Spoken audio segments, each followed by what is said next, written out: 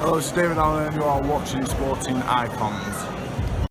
To follow on from yesterday's video, where it was announced that Dubois versus Joe Joyce will in fact take place this year behind closed doors. In other words, no crowd. And I gave huge props to Frank Warren, to Dubois, and of course Joe Joyce for accepting this kind of fight under these conditions. No crowd means no gate receipts.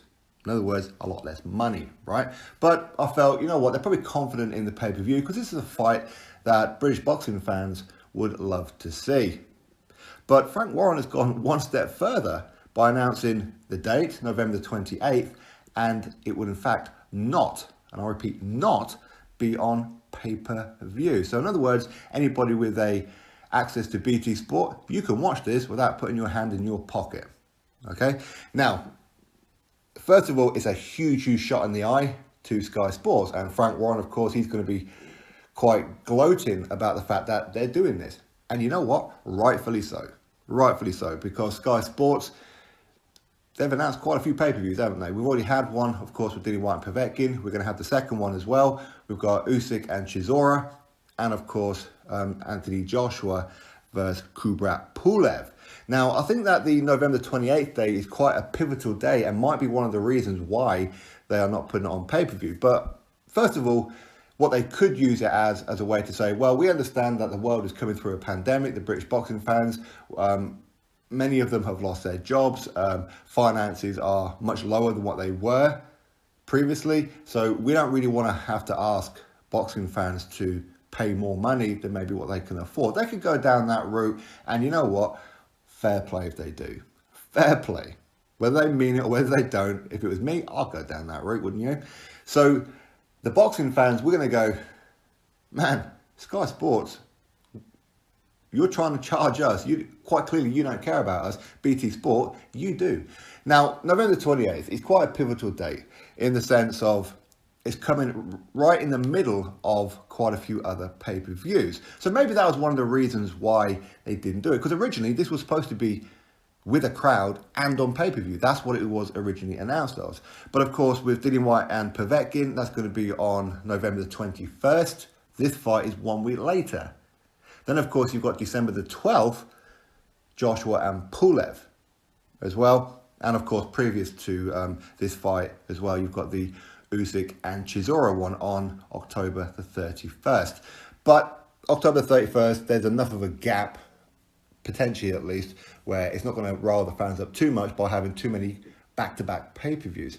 So that could be one of the reasons. But again, we've also, let's not forget, Tyson Fury is meant to be out in December also. Okay. Now, is it going to be against Wilder? Don't know.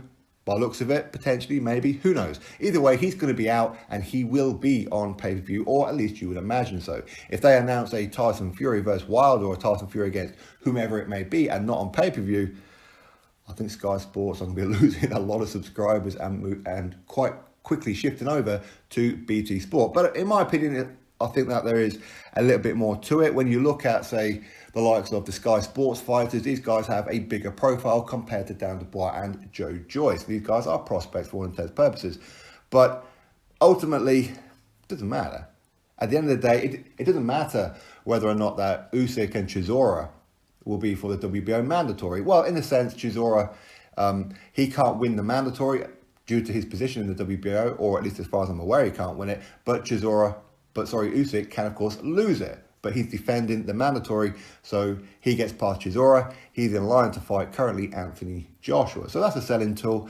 And of course, you've got Dubois and Povetkin. It's for the WBC Interim World Heavyweight Championship. Again, anybody who knows anything about interim, that means that if, for example, currently Tyson Fury, he gives up the belt, the winner of that fight will become full champion. But even if Fury doesn't give up the belt or lose the belt, whatever it may be, the winner would, of course, be in line to take on currently Tyson Fury. So again, that's another selling tool. Joshua, of course, is for the unified belts. But it doesn't really matter to me, and I don't think it matters to the boxing fans as a whole, about the fact that Joyce and Dubois is for the European heavyweight title. That's not a selling tool whatsoever. But for me, and I think a lot of you guys as well, you'd watch this fight with or without a European title, with or without the British title, the Commonwealth, or whatever other kind of belt is going to be on the line, you want to watch this fight anyway. It's a good benchmark fight for both of these guys, is it not? So we have to give massive, massive props to Frank Warren, to BT Sport, and of course the fighters. Because not only has Daniel Dubois and Joe Joyce agreed to do it with no crowd, but also agreeing to do it with no pay-per-view. That is massive, isn't it? Massive, massive, massive props. That's what I'm pretty sure Frank Warren is going to be gloating about it and rubbing salt towards Sky Sports, because Sky Sports, anything that's decent, they will put it on pay-per-view. And a lot of fans, rightfully so, wrongfully so, however it may be, but a lot of fans will look at this and go, well, quite clearly Sky Sports are money grabbers and just want to take our money. BT Sport, not so much. Drop your thoughts below. Click thumbs up, subscribe. Catch you on the next video.